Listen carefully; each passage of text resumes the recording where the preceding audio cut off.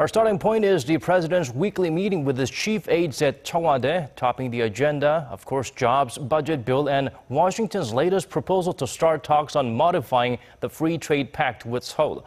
Moon Jae-in has the latest from the top office.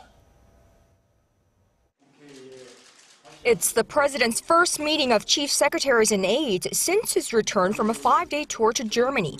Having focused on global diplomacy and international affairs for the past week, President Moon Jae-in recalibrated his focus on pending domestic affairs.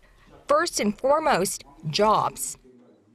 일자리를 새 정부의 최우선 과제로 놓고 국민들에게 희망을 드리고자 했는데 주경이 아직도 국회에서 잠자고 있는 현재의 상황이 너무나 안타깝습니다.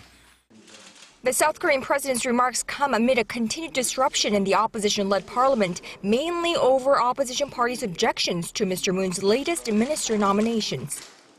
더 이상은 지체할 시간이 없습니다. 정부와 국회, 여와 야가 손을 잡고 일자리가 없어 고통받는 국민들에게 손을 내밀어야 할 때입니다. Also discussed during the weekly meeting was Washington's proposal for a special meeting to start negotiations on possible amendments and modifications to the 5-year-old Korea-U.S. Free Trade Agreement. President Moon ordered his aides to prepare for all possible scenarios without any prejudgment.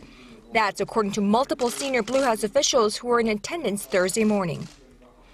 The South Korean leader also specifically made note of the auto sector, which the U.S. is largely expected to focus on, pointing out that exports of Korea-made cars to the U.S. fell during the 5 years that the Course FTA has been in effect, while Korea's imports of U.S. cars rose over that period.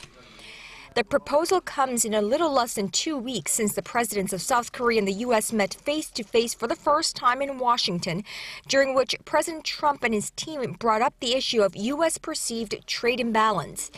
To that, President Moon had said he was open to discussions and that, if deemed necessary, officials from the two countries should together assess the impact of the FTA on each economy.